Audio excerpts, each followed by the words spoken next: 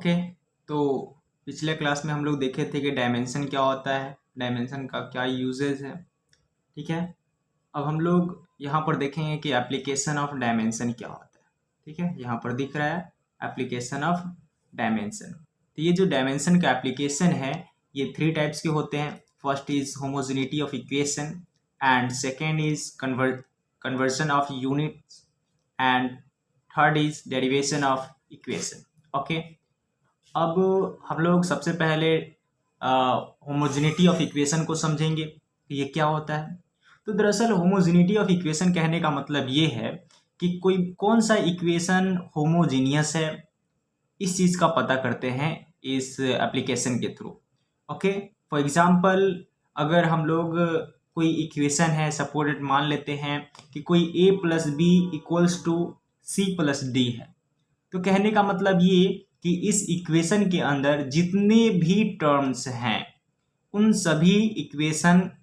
सभी टर्म्स के डायमेंशन हमेशा इक्वल होगा। यही कहने का मतलब होता है होमोजेनिटी ऑफ इक्वेशन को। चलिए ठीक है, तो हम लोग फर्स्ट देखते हैं, यहाँ पर उसको डील करते हैं। फर्स्ट जो है वो है होमोजेनिटी ऑफ इक्वेशन, जैसा कि ऊपर में लिखा हुआ है होमोजेनिटी ऑफ इक्वेशन। ओके, ये क्लियर है। तो होमोजेनिटी ऑफ इक्वेशन मैंने पहले ही बताया कि ये जो है कौन सा इक्वेशन होमोजीनियस है, इस चीज को जस्टिफाई करने के लिए हम लोग ये होमोजेनिटी ऑफ इक्वेशन को यूज करते हैं। दरअसल ये एप्लीकेशन का काम ही यही है। फॉर एग्जाम्पल चलिए हम लोग थोड़ा सा इसको लिख लेते हैं, उसके बाद फिर हम लोग समझेंगे। यहाँ पर लिखते हैं कि dimension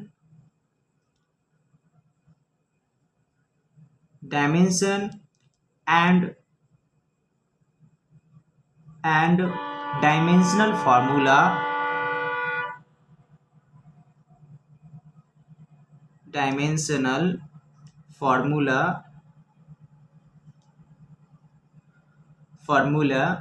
used for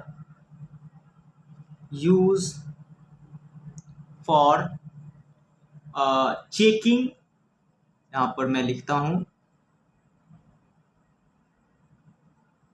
checking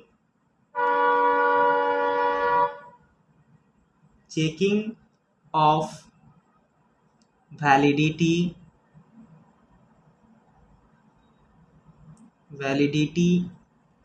of equation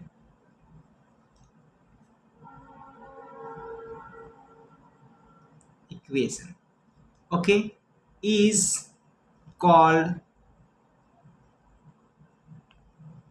as homogeneity of equation.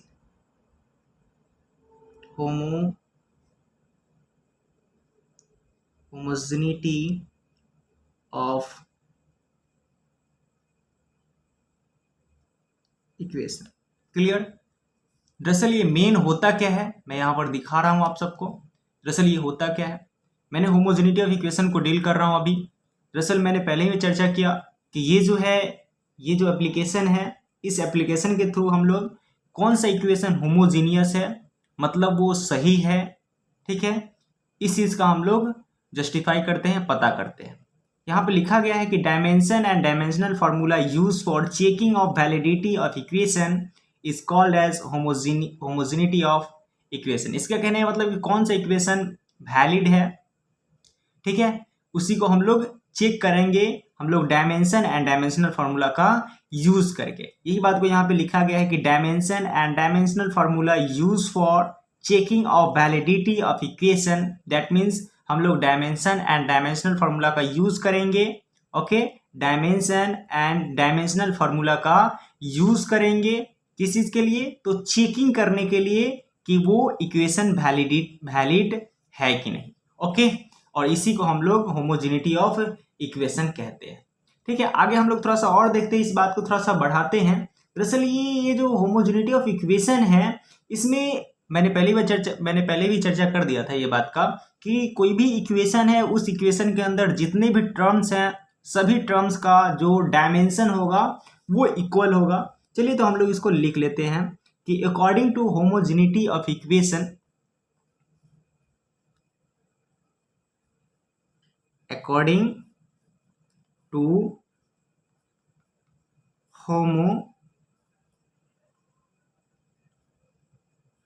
Homogeneity of equation या होमोजेनिटी ऑफ प्रिंसिपल भी कह सकते हैं इसको, ठीक है। Principle dimension of each term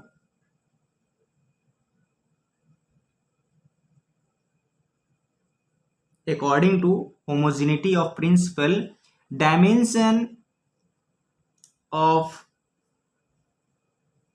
each term in an equation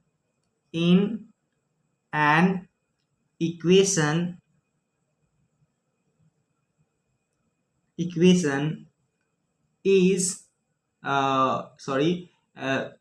किसी भी इक्वेशन में उसका जो डायमेंशन होगा, डेट मीन्स यहाँ पे लिखा जा रहा है कि dimension of each terms in an equation will be equal. Okay, इस डेट मीन्स यहाँ पे मैंने पहले बताया था कि किसी भी इक्वेशन में उसका जो भी डायमेंशन होगा, ठीक है, उसका जो भी डायमेंशन होगा वो क्या होगा, इक्वल होगा। क्लियर है? तो यहाँ पर मैं लिख रहा हूँ कि dimension of each terms in an equation will be equal और सेम। यहाँ पे मैंने लिख दिया इक्वल। क्लियर है? चलिए, for example suppose a plus b, यहाँ पर मैं एग्जाम्पल दिखा रहा हूं, ठीक है। Suppose a plus b equals to, वो इक्वेशन है c प्लस डी। तो होमोजेनिटी ऑफ इक्वेशन के अकॉर्डिंग यहाँ पर जो a का डायमेंशन होगा वही डायमेंशन b का भी होगा, वही डायमेंशन c का भी होगा, वही डायमेंशन d का भी होगा। डेट मीन्स यहाँ पर मैं ये लिख सकता हूँ इसके लिए कि जो a का डायमेंशन है वही b का भी डायमेंशन है, ठीक है, और वही c का भी डायमेंशन है, और सेम डायरेक्ट डायमेंशन d का भी होगा। यही कहता है होमोजेनिटी ऑफ इक्वेशन, ठीक है। जैसे हम लोग एक दो एग्जाम्पल भी देख सकते हैं और भी।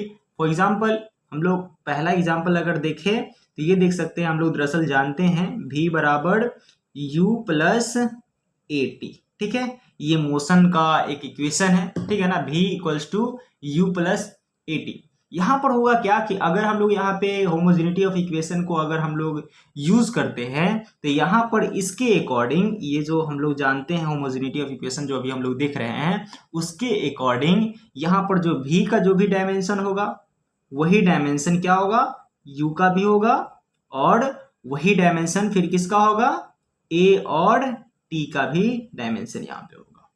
क्लियर है? अगर मैं फिर से दूसरा कोई एग्जाम्पल देखता हूँ, ठीक है, कोई दूसरा एग्जाम्पल देखता हूँ, तो दूसरा एग्जाम्पल मैं बता रहा हूँ अभी, ठीक है, दूसरा एग्जाम्पल मैं बता रहा हूँ। चलिए देखते हैं दूसरा एग्जाम्पल क्या है। दूसरा एग्जाम्पल हम लोग मोशन का ही कोई दूसरा इक्वेशन देख लेते हैं। फॉर एग्जाम्पल अगर s equals to u t plus half a t square.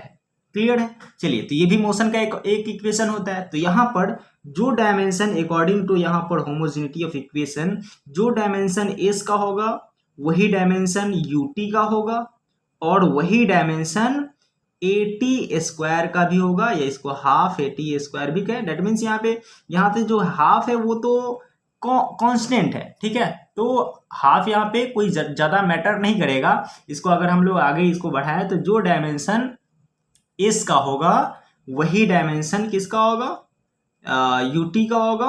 Okay, और सेम डायमेंशन क्या होगा, ए टी स्क्वायर का होगा। क्लियर है? तो ये चीजें थी homogeneity of equation.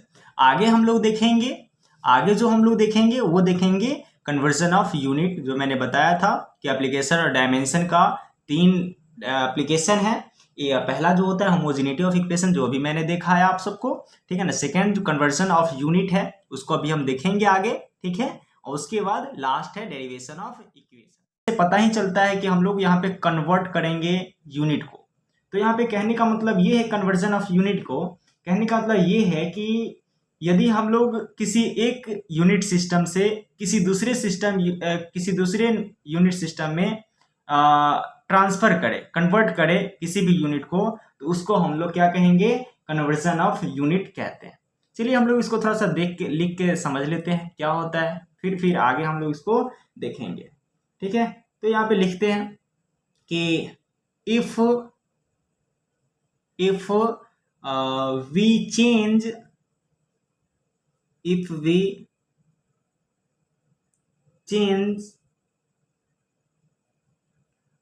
one unit system to another unit system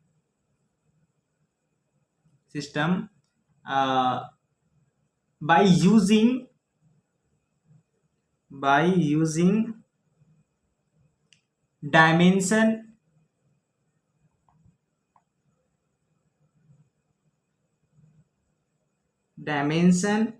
and dimensional formula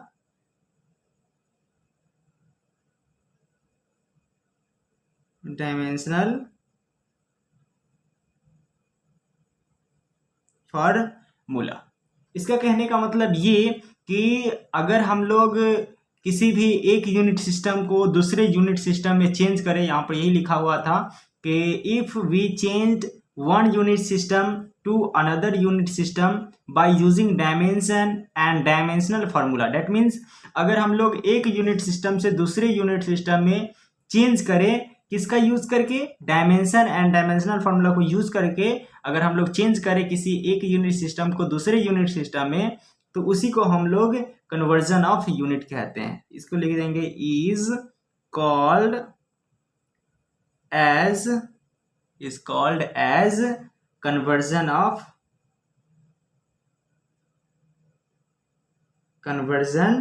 of unit।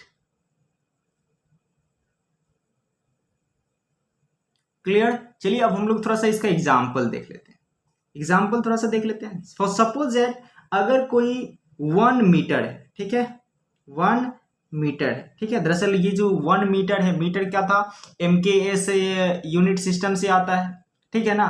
तो ये जो है 1 मीटर है वो MKS सिस्टम से है, ठीक है, ये MKS सिस्टम से है, ठीक है। तो अगर हम लोग इसको कोई दूसरे सिस्टम में लेके चले जाएं, सपोज इसको अगर हम लोग सेंटीमीटर में चेंज करें, तो सेंटीमीटर में चेंज करेंगे तो क्या हो जाएगा, ये 100 सेंटीमीटर मतलब 100 सेंटीमीटर बना जाएगा। तो ये जो 100 सेंटीमीटर चला गया, ये सेंटीमीटर कौन से सिस्टम का है, तो हम लोग जानते हैं कि ये CGS सिस्टम का है।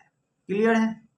तो यही एक इसका बहुत अच्छा सा सिंपल एग्जांपल है कि यहाँ पर हम लोग एक MKS सिस्टम से कहाँ पे लेके गए हैं, इसको ट्रांसफर करके CGS सिस्टम में लेके गए हैं। तो ये एक कन्वर्जन ऑफ यूनिट का एग्जांपल हो गया, ठीक है। इस तरीके से और भी बहुत सारे एग्जांपल देख सकते हैं। चलिए ठीक है, अब आगे हम लोग देखते हैं अगला जो टॉपिक है हम लोगों के पास, वो टॉपिक है एप्लीकेशन ऑफ डायमेंशन का ही थर्ड वाला, वो है डेरिवेशन ऑफ इक्वेशन, ठीक है। तो चलिए अब हम लोग थर्ड को भी देख लेते हैं। क्लियर, ठीक है। तो अब हम लोग देख रहे हैं कि डेरिवेशन ऑफ इक्वेशन क्या होता है। तो दरअसल डेरिवेशन ऑफ इक्वेशन जो है ये एकदम सिंपल बात है। चलिए हम लोग इसको देख लेते हैं, एक एक करके समझ लेते हैं ये क्या होता है। तो डेरिवेशन ऑफ जो इक्वेशन है ये बहुत ही नॉर्मल है, ठीक है ना। दरअसल डेरिवेशन जो है वो डेराइव से निकल के आया है। कहने का मतलब यहाँ पे कुछ ना कुछ डेराइव करना होगा, फाइंड आउट करना होगा। तो यहाँ पे समझना है कि दरअसल डेरिवेशन ऑफ इक्वेशन जो है वो एक तरीके का प्रोसेस है। सिंपल क्या है, ये प्रोसेस है, ठीक है। अब ये प्रोसेस है तो किस टाइप का प्रोसेस है, ठीक है ना। तो अब हम लोग समझेंगे इसको, ठीक है। दरअसल ये जो प्रोसेस है वो कोई भी करेक्ट इक्वेशन को ऑब्टेन करने का प्रोसेस है। क्लियर। जैसे सपोर्टेड कोई भी अगर इनकरेक्ट या कोई भी डिफेक्ट वाला इक्वेशन दिया हुआ है तो उस इक्वेशन को हम लोग करेक्ट इक्वेशन कैसे ऑब्टेन करेंगे, वही प्रोसेस को हम लोग यहाँ पे समझेंगे। चलिए ठीक है, तो हम लोग इसको पहले थोड़ा सा लिख के समझ लेते हैं कि ये क्या होता है। ओके, तो ये है हम लोगों के पास डेरिवेशन ऑफ इक्वेशन का थोड़ा सा छोटा सा लैंग्वेज। मैंने दरअसल समझाया था यही मेन मेथड है कि the process of exact obtained any equation by using dimension and dimensional formula. कहने का मतलब कि कोई भी अगर एरर बेस अगर कोई भी इक्वेशन है तो उसमें अगर हम लोग करेक्ट इक्वेशन को उसके थ्रू यूज करते हैं, निकालते हैं, फाइंड आउट करते हैं, किसका यूज करके, डायमेंशन एंड डायमेंशनल फार्मूला को यूज करके अगर हम लोग निकालते हैं तो उसी को हम लोग क्या कहते हैं, डेरिवेशन ऑफ इक्वेशन कहते हैं। इसी प्रोसेस को हम लोग डेरिवेशन ऑफ इक्वेशन कहते हैं। तो इसको कह सकते हैं इज कॉल्ड एज यहाँ पे दिख रहा है इट कॉल्ड एज, हम लोग लिख सकते हैं इसको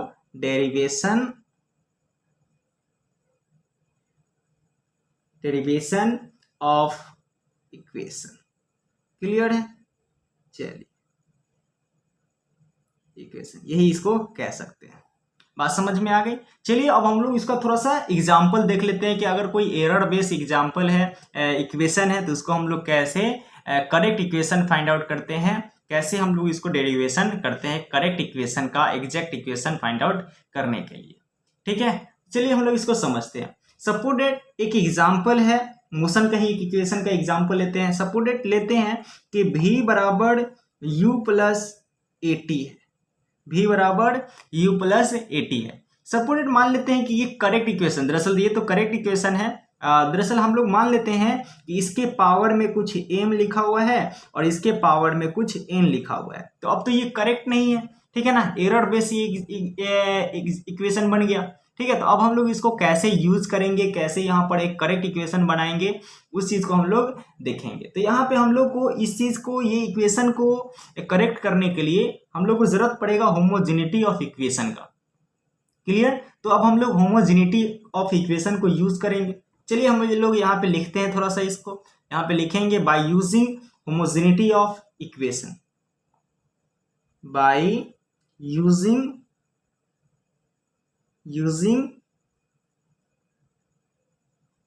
होमोजेनिटी ऑफ इक्वेशन। क्लियर? चलिए, दरअसल होमोजेनिटी ऑफ इक्वेशन आप लोग पढ़ चुके हैं। होमोजेनिटी ऑफ इक्वेशन में क्या होता था? होमोजेनिटी ऑफ इक्वेशन में ये होता था कि अगर कोई इक्वेशन है तो होमोजेनिटी ऑफ इक्वेशन के कारण उसका हर एक टर्म का डायमेंशन इक्वल होगा। तो चलिए वही वाला कॉन्सेप्ट यहाँ पे हम लोग लगाएंगे। तो यहाँ पर जो भी डायमेंशन v का होगा वही डायमेंशन u का भी होगा और वही डायमेंशन a t के पावर n का भी होगा। तो यही सेम कॉन्सेप्ट यहाँ पे यूज करेंगे। v का पावर m है तो जो डायमेंशन इसका होगा वही डायमेंशन यहाँ पर u का भी डायमेंशन वही होगा। चलिए ठीक है, दरअसल हम लोग जानते हैं कि v जो होता है वो क्या होता है, फाइनल वेलोसिटी होता है। ठीक है ना, v जो होता है मोशन के अंदर वो क्या होता है, फाइनल वेलोसिटी होता है। क्लियर? चलिए ठीक है, और u जो होता है वो क्या होता है, इनिशियल वेलोसिटी होता है। क्या होता है? इनिशियल वेलोसिटी होता है।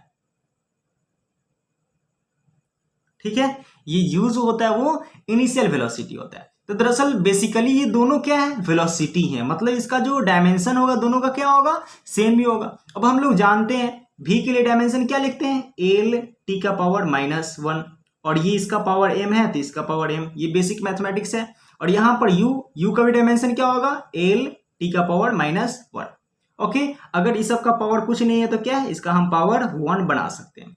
ठीक है ना। अब basic mathematics power and exponent के रूल के अकॉर्डिंग यहाँ पर भी बेस सेम है और यहाँ भी सेम बेस है। तो अगर सेम बेस रहता है तो पावर क्या हो जाएगा, इसका इक्वल होगा। तो ड्यू टू सेम बेस ये क्या बन जाएगा, m = 1 बन जाएगा। क्लियर है? चलिए ठीक है, ये चीजें क्लियर हो गया। चलिए ठीक है, अब आगे हम लोग समझते हैं आगे क्या है। चलिए, तो अब हम लोग फिर से आगे इसमें यूज करते हैं, आगे की बातें भी हम लोग देखते हैं कि आगे क्या है। चलिए हम लोग आगे अब फिर से यूज करेंगे। अब यहाँ पर देखते हैं कि जो डायमेंशन फिर से, दरअसल हम लोग जानते हैं कि जो डायमेंशन यहाँ पर u का होगा, अगेन जो डायमेंशन हम लोगों के पास u का होगा वही डायमेंशन क्या होगा, a t का पावर n का भी डायमेंशन सेम ही होगा।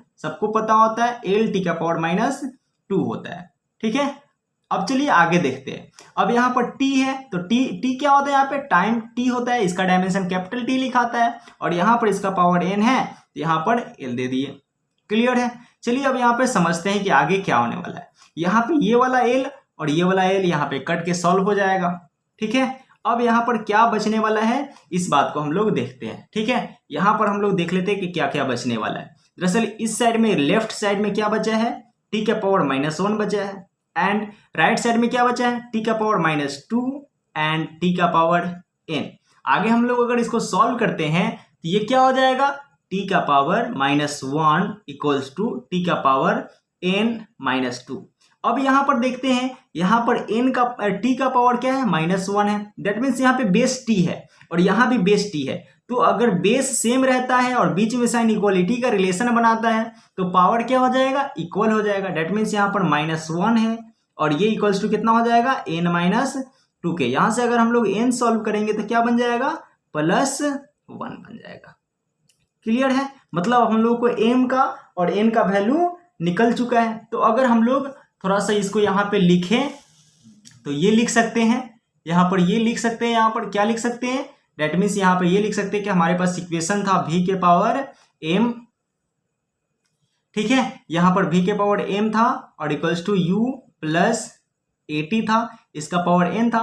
तो यहाँ पे सबका m का और n का वैल्यू हम लोग निकाल चुके हैं। तो यहाँ पे जो हम लोग करेक्ट इक्वेशन जो निकलेगा, ठीक है ना, करेक्ट इक्वेशन जो निकलेगा वो क्या हो जाएगा, v का power 1 that means v and u plus a और t इसका पावर है 1 डेट मीन्स at। ये क्या हो गया, हम लोगों को करेक्ट इक्वेशन हो गया। तो ये जो हम लोग देखें अभी क्या देखें, डेरिवेशन ऑफ इक्वेशन देख लिए। ठीक है, तो यही एक प्रोसेस है जिसके थ्रू हम लोग डायमेंशन एंड डायमेंशनल फार्मूला को यूज करके एक करेक्ट इक्वेशन का फाइंड आउट करते हैं।